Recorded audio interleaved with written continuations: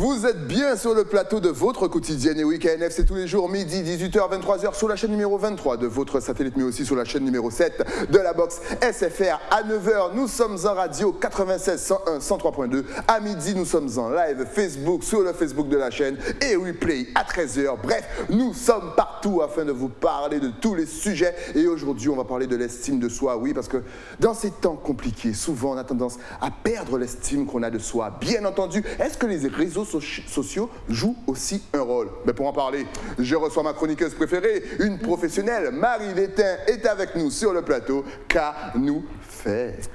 Eh bien, nous là, Kakembe. Eh mais faut Kembe, parce que si on ne tient pas, on lâche. Si on lâche, on a tout perdu. Alors, on va parler de l'estime de soi.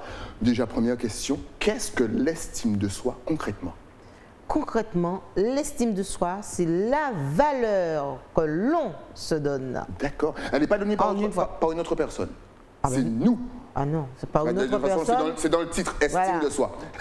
Est-ce qu'il y a un âge, puisqu'on en rigolait tout à l'heure, mais est-ce qu'il y a un âge où l'estime de soi arrive dans la vie, c'est-à-dire où on prend conscience de qui on est, du je, bien entendu, et là, on commence à se valoriser, à se mettre en valeur. Est-ce que ça arrive très jeune, dès la naissance, ou est-ce que ça arrive à la puberté, à l'adolescence, voire à 20 ans? Alors, plusieurs questions dans une même... Voilà, je te laisse répondre. Pendant ce temps, je vais prendre un petit café. Non, alors, l'estime de soi, ça se construit. D'accord. De la naissance à environ 7 ans.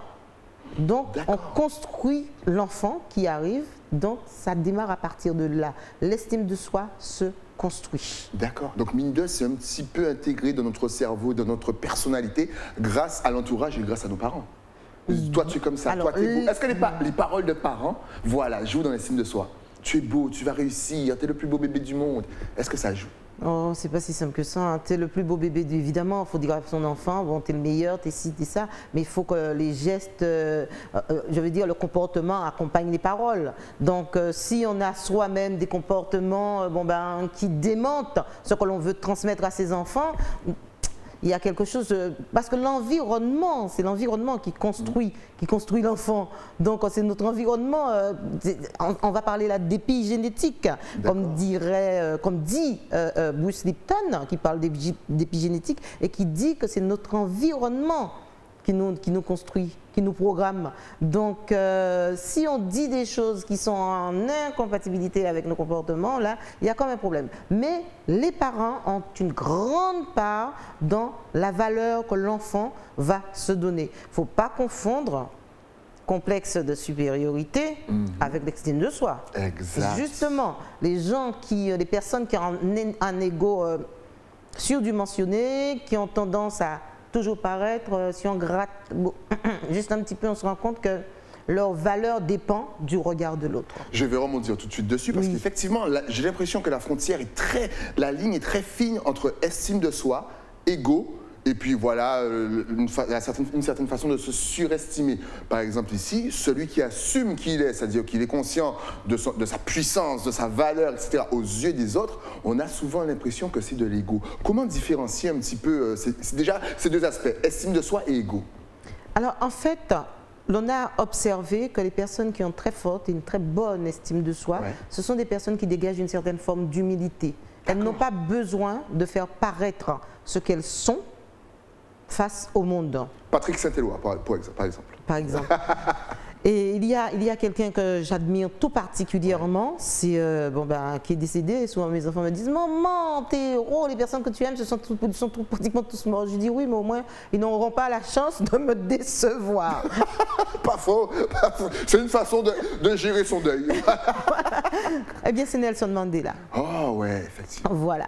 C'est Nelson Mandela. Et dès que je sens que ça commence à bouillir un petit peu à l'intérieur, que je commence à descendre, je me dis rappelle-toi ce qu'il a vécu. Il a toujours su qui il était et il a toujours été un grand homme. Donc ce n'est pas ce que l'on renvoie à l'autre en termes de je suis, etc., qui fait l'homme. C'est la valeur. L'homme avec un grand H, hein, monsieur. Bien sûr. D'accord. C'est la valeur que l'on se donne. Qui je suis.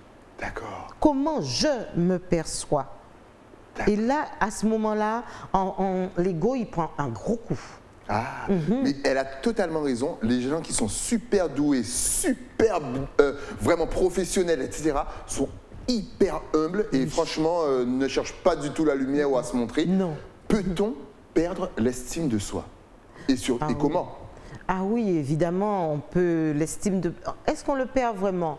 Je ne pense pas qu'on le perde, mais il y arrive des moments où effectivement, et ça arrive hein, quand on traverse des moments très difficiles, où nous sommes des êtres humains, où la valeur que l'on se donne prend un coup. Et puis, il y a des remises en question, beaucoup de questionnements. Et les personnes qui en souffrent le plus, ce sont des personnes qui véritablement ont basé leur estime de soi sur le regard de l'autre, sur la manière dont les autres les perçoivent.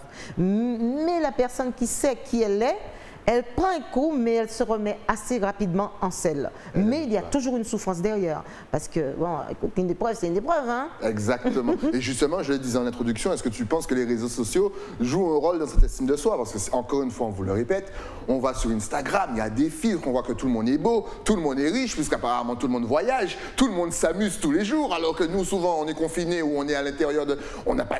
Voilà. Est-ce que ça joue aussi? Est-ce que la nouvelle technologie et voilà, la nouvelle société en 2022 peut jouer dans l'estime de soi? Oui, là, c'est clair que ça joue sur l'estime de soi, mais est-ce que c'est positif? En fait, moi, bon, j'aurais bien aimé voir une personne qui a allez, 208 000 followers et qui tombe à 15 000. Comment cette personne-là va vivre cela? Donc, je pense que l'estime de soi, les réseaux sociaux, pour moi, c'est un pansement. C'est un pansement. C'est un pansement. Et imagine un jour, il y a un blackout, il n'y a plus d'électricité, plus de réseaux sociaux. Oh là là, les gens vont péter un câble. Est-ce qu'il y a des âges où on peut perdre son estime de soi? On entend par exemple souvent la crise de la quarantaine pour les hommes, où ils ont besoin, ils se sentent ressuscités d'un seul coup, ils vont s'acheter une nouvelle voiture, ils vont essayer de plaire à une jeune minette, alors qu'ils ont une femme exceptionnelle à côté d'eux. Est-ce qu'il y a des, voilà, c'est des périodes dans la vie d'un homme et d'une femme où l'estime de soi peut tomber? Alors, l'estime de soi, c'est vraiment la valeur que l'on se donne. Et il arrive que l'être humain doute à un moment. Donc, il y a des passages dans notre vie où, effectivement, l'estime de soi peut être vraiment mise à mal, on va dire. Oh, mon Dieu, où j'en suis, qui je suis, qu'est-ce que je fais dans ce monde, etc. Voilà. Quelle est ma mission, quel est mon rôle? Bon, j'ai 40 ans, voilà. Donc, ce sont des questionnements. Mais... très sincèrement, je me pose la question de savoir, est-ce que l'estime de soi, si on sait qui on est, est-ce que l'estime de soi joue vraiment un rôle là? Je me questionne là-dessus et peut-être que les auditeurs et les téléspectateurs pourraient répondre. Voilà, réagissez sur les réseaux sociaux, on vous rappelle qu'on est en live sur le Facebook. Pourraient répondre parce que moi je pense que l'estime de soi va bien au-delà de cela. Parce qu'en fait, l'estime de soi, c'est la base sur laquelle s'appuie notre confiance en nous et notre affirmation. S'il n'y a pas d'estime de soi, on ne peut pas s'affirmer.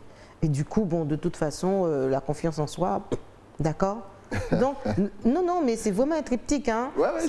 Contrairement, on pourrait penser que l'estime de soi est en bas, mais l'estime de soi, il est en haut, la tête du triangle. Exact. Et ensuite... confiance en soi et ensuite affirmation de soi. Et quand je peux m'affirmer, eh bien du coup, ma confiance en moi, elle remonte. Exact. Mais la confiance en soi, l'estime de soi, pardon, elle doit toujours être, comment je vais dire ça, souchée sur la valeur que je me donne. Il n'est pas dans le regard de l'autre. Parce que c'est bien facile, hein, j'ai la grosse voiture, j'ai la belle femme, j'ai de beaux enfants, etc. Exact. Mais quand tout ça, je perds ça d'un coup, je suis qui? Donc ma valeur ne dépendrait que de cela. Donc là, il y a vraiment une problématique. L'estime de soi, c'est moi et moi. Quelle valeur je me donne? Ah ouais, super, j'ai une grosse entreprise, bon, l'argent rentre, etc. J'ai des clients, mais tout ça, ça tombe. Exact. Est-ce que je suis capable de me reconstruire en me disant, bon, d'accord, tu passes par une mauvaise période, allez bébé, on se rattrape, hein? Ou alors est-ce que je dis, mon Dieu, tout est fini, les gens ne m'aiment plus? Que faire? Et justement, comment travailler son estime de soi? Comment garder la confiance qu'on a en soi? Parce que souvent, bien entendu, dans votre vie, vous aurez encore une fois, comme tu l'as dit si bien, des passages à vide. Alors comment se rebooster? Comment travailler son estime de soi? Ne pas se dévaloriser. Alors, l'estime de soi, comme je dis, je ne pense pas qu'on le perde vraiment, hein, mais je pense que des fois, bon ben... Il y a des hauts et des bas. Il y a des hauts et des bas en fonction des situations par lesquelles nous passons. Donc, comment reconstruire son estime? Comment reconstruire son estime de soi? C'est travailler tout simplement sur ce qui a fait qu'à un moment, notre estime, elle a bougé. Ok.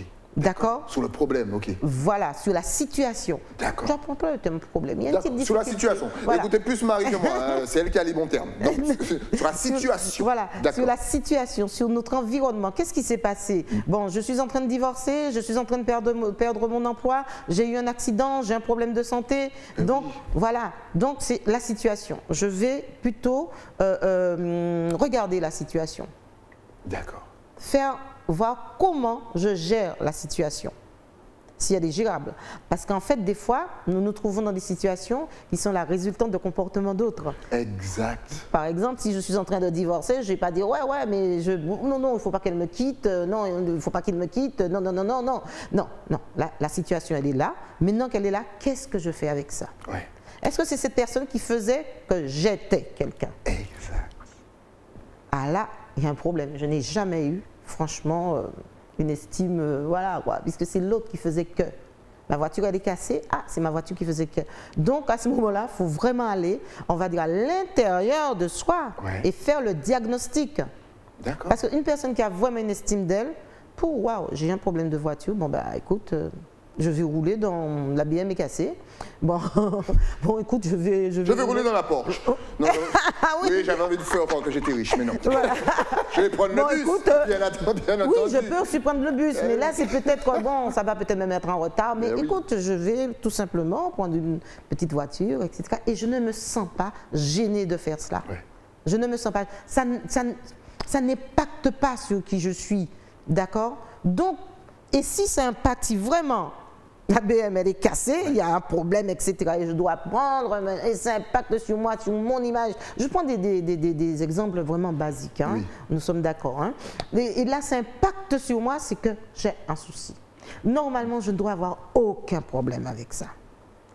Parce qu'en fait, la voiture, elle est là pour mon confort, parce que je me sens bien dedans, mais pas pour qu'on puisse me voir. C'est pas... Parce qu'en fait, ce que je suis à l'intérieur de moi, ce n'est pas... Comment je vais dire ça? Ce que les autres voient. Voilà, c'est pas... Ce que je suis ne dépend pas du regard des autres. Et bien justement, justement, et donc là vient ma prochaine question. Comment alors se protéger de, voilà, pas du regard des autres, mais se protéger justement de cette envie de plaire aux autres. J'adore ce mot. Tu vois, est-ce que vous sentez la nuance? C'est-à-dire que, voilà, ils vont me regarder, on reprend l'exemple de la voiture, parce que forcément, en Guadeloupe, la voiture est... voilà, on n'a pas besoin de dire plus, mais c'est vrai que la BM est cassée. Certains vont se dire, bon, ben, je vais aller louer une autre BM, parce que forcément, si on me voit louer une Twingo, eh ben voilà, ça va me... Voilà, je tombe. C'est bon, mais quand il va, on paie de l'argent, on fait ça, on fait ça. Si on me voit prendre le bus, alors que c'est normal, ma voiture est chez le garagiste. On va dire, ouais, bon, mon panier voiture. Voilà, mais comment se protéger? Rester fidèle à ses pensées, dire, non, effectivement, les gars, je loue une Twingo parce que ma BM est au garage. Comment, voilà, se protéger et garder son estime de soi intacte? Se protéger du regard de la société, du regard des autres. Alors, on a les moyens de louer une autre BM, on loue une autre BM, hein, mais bon, on n'a pas les moyens. Bon, ben écoute, donc il faut vraiment faire... Parce que certains n'auront pas les moyens, mais vont aller la louer quand même. C'est ce que je suis en train de dire, parce qu'on dépend, voilà, c'est parce qu'on dépend du regard. Voilà. Donc, comment... Alors, en fait, ce sont, encore une fois, je reviens là-dessus, ce sont des programmes. Donc, la peur, il y a la peur de déplaire, la peur de déplaire, donc parce que bon, si je ne réponds pas à certaines normes de la société, voilà. Mais il arrive un moment où bon, la norme, bon, écoute, bon, je peux pas, voilà. Et puis en fait, ça ne m'enlève rien dans ce qui qui constitue mes qualités, dans ce qui fait que je suis ce que je suis. D'accord. Donc j'arrive avec et puis voilà, ça n'impacte pas. Donc déjà là, c'est la peur de déplaire. La peur de déplaire. La peur de déplaire. Et puis il y a une grosse peur encore derrière, c'est la peur du jugement. Exact. La peur du jugement d'autrui. Donc les personnes qui ont un défaut, un petit problème d'estime de soi, ils sont beaucoup dans la peur de déplaire et la peur du jugement de l'autre. Donc comment l'autre va me juger? Et si on se fiche royalement de comment l'autre va me juger, en fait c'est nous-mêmes qui créons nos peurs. Parce qu'on pense que l'autre pense. Bah, l'autre, des fois, il s'en fout, hein, il a d'autres choses. Hein. C'est clair. Mais elle a totalement raison, c'est vrai. Il a d'autres choses à faire. Et quand bien même l'autre penserait, qu'est-ce que... C'est pas lui qui nous donne à manger. Voilà. On pourrait dire ça. On dit, bon, écoute, voilà. Mais l'estime de soi, c'est la valeur que l'on se donne et il n'est pas dans le regard ou l'appréciation de l'autre. Et là où on se rend compte que c'est assez grave, c'est que certaines personnes, des fois, confondent humilité et sous-estime de soi. Le syndrome de l'imposteur. Possible.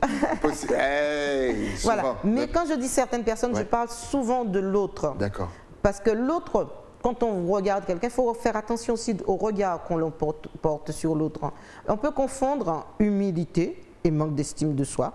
Alors qu'en fait, et ces personnes-là, des fois, waouh, ils tombent vraiment des nues. On se rend compte où je me suis trompée. Et souvent, c'est... Ah bon, comment je vais dire ça, c'est plutôt à eux que ça porte préjudice la plupart du temps. Donc, il faut bien qu'on fasse attention entre une personne qui est dans une certaine forme d'humilité parce qu'elle sait qui elle est, et une personne, voilà, qui paraît. Qui paraît. Très beau choix de mots. Excellent. Justement, on ne parle pas souvent de la pandémie dans cette émission, vous le savez, c'est sourire, c'est joie. Mais est-ce que ces 2 ans passés avec couvre-feu, confinement, barrage ici en Guadeloupe, et on salue même la Martinique, manifestation, est-ce que ça a joué sur l'estime de soi des Guadeloupéens et même des Martiniquais? Parce qu'effectivement, ils ont eu pratiquement les mêmes problèmes que nous. Ah, tout le monde. Tout le monde. Donc en France, tous les Français. Il ne faut pas oublier que certaines personnes... C'est vrai, on est sur YouTube, les Français, vous pouvez regarder l'émission. Ah oui, dans la France entière. La France, bon, j'imagine le monde, mais bon, on va rester en France. Bien en sûr. France avec toutes ces colonies et autres. Ben oui, évidemment, bien sûr. Pourquoi certaines personnes se sont suicidées selon toi? Exact. Ben, c'est un moment, la personne, elle a eu l'impression, je n'ai plus de valeur. Et en tant que chef d'entreprise, je parlerai des chefs d'entreprise, des agriculteurs, des personnes. Ben, attends, mais je sers à quoi? Je n'ai plus de valeur. Les personnes ne se sont plus reconnues. Donc, il y a eu, ah oui, je pense que ça a fait beaucoup de dégâts. Et peut-être que, bon, ben, si ces personnes-là, vraiment, avaient fait un travail sur ce qu'elles sont véritablement plutôt... Elles auraient peut-être pu traverser différemment. Mais il y a beaucoup de dépression. Ah oui, oui, je pense. Parce que c'est la valeur que l'on se donne. Et quand on voit tout tomber autour de soi, si on n'a pas un caractère fort, si on n'a pas fait un travail véritablement sur ce qu'est, qui je suis, véritablement là, ben, ça part en cacahuète. C'est pour ça qu'il faut être très très fort mentalement. Il faut être fort mentalement. Est-ce que tu as des exercices que tout un chacun peut réaliser, nous téléspectateurs de l'émission, ils vont se dire à la fin de l'émission, je vais me renforcer mentalement.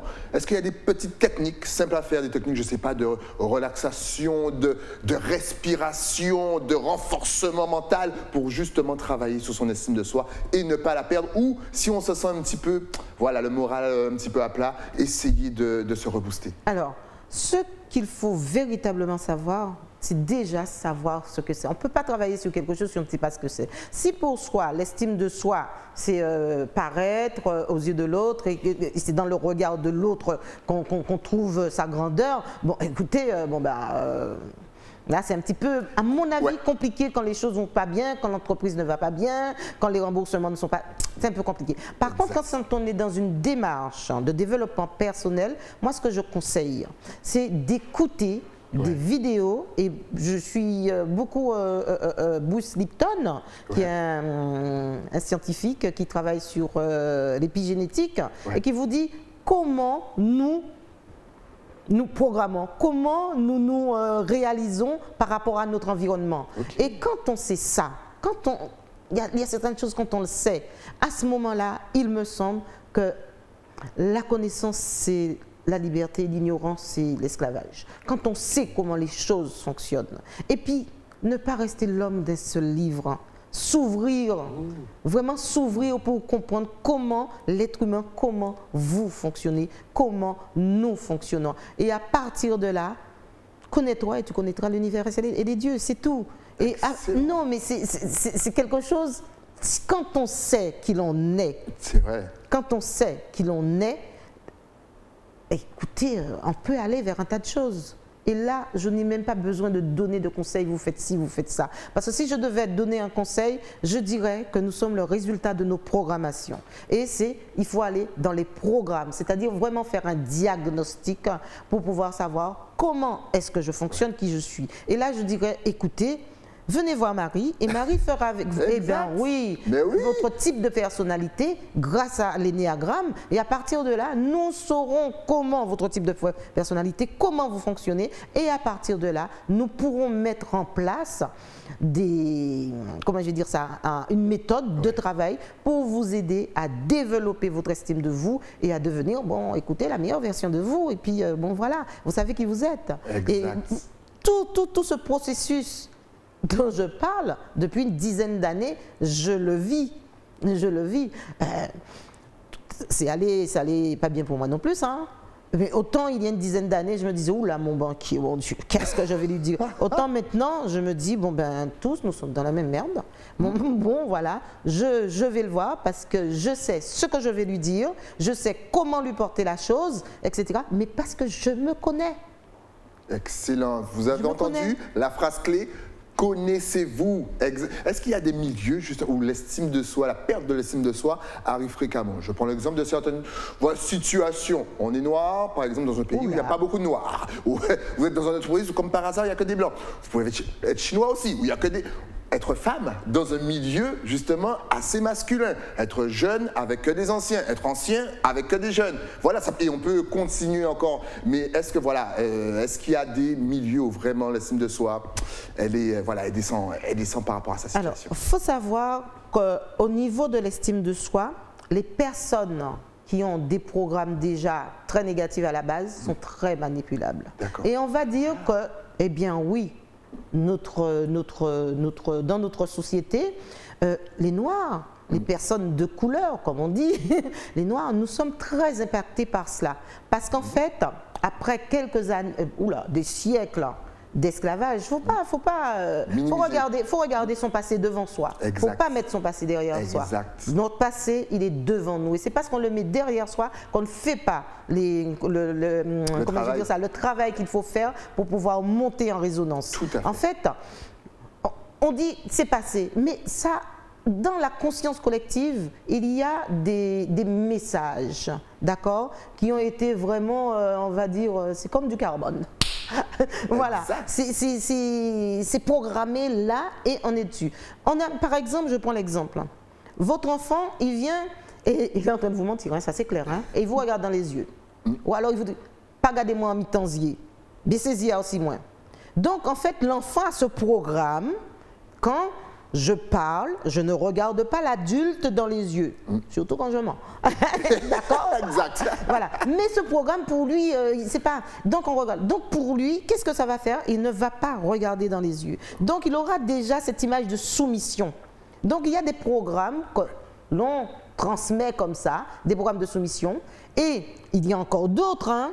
Et puis ça, ce programme de soumission, c'était... L'esclave ne regardait pas le maître dans les yeux. Donc, nous, population d'Africains, on va dire, qui ont été réduits en esclavage, petits-fils, nous avons certains programmes, d'accord, qui vraiment impactent sur notre valeur, notre estime de soi. On a travaillé pendant des siècles sans être payé. Donc maintenant, c'est du genre, ah ouais, nous que voit ça après. Eh bien, tout ça, ce sont des problèmes, j'aime pas employer ce mot, ce sont des programmes qui sont à l'intérieur de nous et qui impactent sur la valeur que l'on se donne. Donc, il y a comment je vais dire ça, des programmes comme ça qui font que nous sommes ce que nous sommes. Par exemple, Outre-Noir, Oignon Gros-Nez, Chivia trop crépus. Alors qu'en fait, encore une fois, je dis, allez vers la connaissance. Vous saurez parce que nous avons les cheveux crépus, c'est normal que nous ayons les cheveux crépus, parce que En Afrique, c'était une petite couche qui permettait justement aux rayons du soleil de ne pas traverser cette petite laine pour aller chauffer le cerveau. Et vous avez entendu, on apprend tout avec Marie, c'est fou. Ah non, mais quand on sait, quand on sait, on est fiers. Voilà, tout notre corps, c'est une sorte d'armure. Nous sommes des super-héros. Voilà, oui. Voilà. Ah ouais, au nouet aussi. Et là, la personne, elle a honte. Elle va se comment on dit ça, décaper la peau. Voilà. Exactement. Bleach en anglais. Voilà. Pour gagner en confiance, en estime d'elle et pour pouvoir accepter. Alors que cette mélanine, mon Dieu, la mélanine, je crois, coûte plus cher que l'or. C'est une protection contre les UV, c'est une protection contre le soleil qui permet justement de ne pas développer des maladies telles que des cancers de la peau, etc.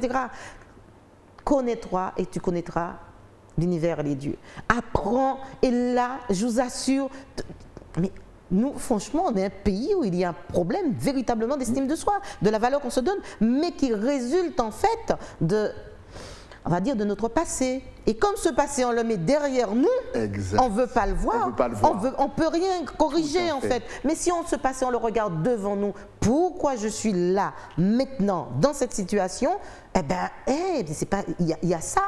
Il faut le toucher du doigt, il ne faut pas avoir peur. Et comme ce passé, j'ai décidé, moi, de changer et de faire en sorte que les générations futures qui arrivent ne puissent pas reproduire ce que mes parents ont reproduit. Je suis inférieur, je suis machin, parce que j'ai un gros nez. Et au fait, le gros nez, c'était parce que tout simplement, il fallait que ça rentre et que, voilà, et qu'il rentre pas chaud.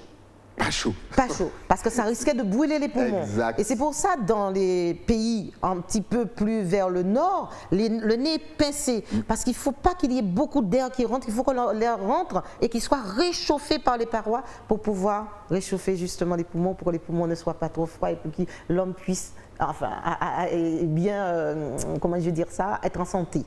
Donc, même la taille des narines, voilà. Donc, vous voyez, on n'a pas honte d'être ce que l'on est. Donc, franchement, et là, je vous assure, nos enfants, mes enfants, moi, je ne sais pas, même, bref, mais beaucoup d'enfants, voilà, quoi. Moi, j'ai vécu ça quand j'étais petite, parce qu'il y avait, entre les Indiens, les Noirs, etc., voilà.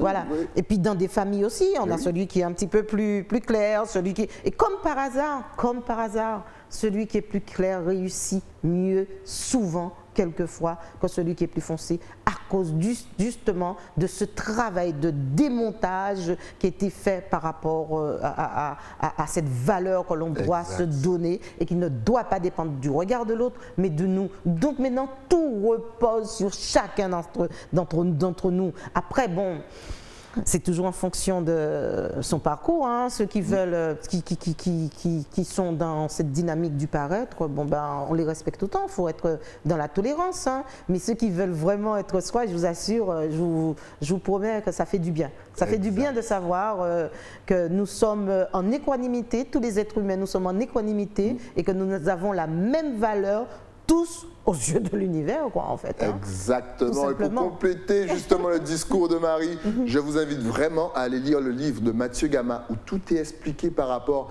à nos séquelles de l'esclavage et tout ce qui nous empêche justement de faire peuple. Ne me remerciez pas, remerciez Mathieu Gama. Mais en tout cas, si vous voulez soigner votre estime de soi, il faut aller voir Marie, bien entendu. Elle va vous guérir en 2 secondes. Est-ce que tu es connecté sur moi, je guéris, non. Oh, oui, t'inquiète pas. Est-ce que tu es connecté sur les réseaux sociaux, Facebook, Instagram, site internet, etc., etc., etc. De toute façon, tu connais la chanson, ça va s'afficher. Oui. Juste ici. Et pour simplifier les prises de rendez-vous, il suffit tout simplement de taper Marie Létain, Doctolib. Je suis sur Google. Oui, sur Google. Surtout, Marie Létain, Doctolib, et puis vous verrez, il y a l'agenda en ligne, on peut prendre ses rendez-vous en ligne, parce qu'il est un peu compliqué pour moi, des fois, de répondre au téléphone. Voilà, mais pour nos auditeurs, bien entendu, parce qu'on vous rappelle que nous sommes en radio, vous allez sur Facebook, vous tapez format concept thérapie, vous allez aussi sur Instagram, même si on ne l'a pas mis, il était Marie, mais je m'en rappelle. Et bien sûr, le numéro de téléphone, c'est un portable, 63 52 27. Si jamais vous n'avez pas tout retenu retenue, vous êtes dans votre voiture, deux solutions. Vous regardez à midi l'émission ou à 13h, vous allez sur le YouTube d'Éclair TV. Marie, merci de passer sur le plateau pour nous parler de l'estime de soi. C'était extrêmement intéressant. On a un petit peu tout vu. Quand tu as un autre thème, tu repasses encore sur le plateau. C'est toujours un plaisir de parler avec toi. À très très vite, la dame aux écharpes. Nous, on se retrouve bien entendu avec un nouvel invité. Mais ça, c'est après quoi? Ben c'est après la pub. À tout de suite.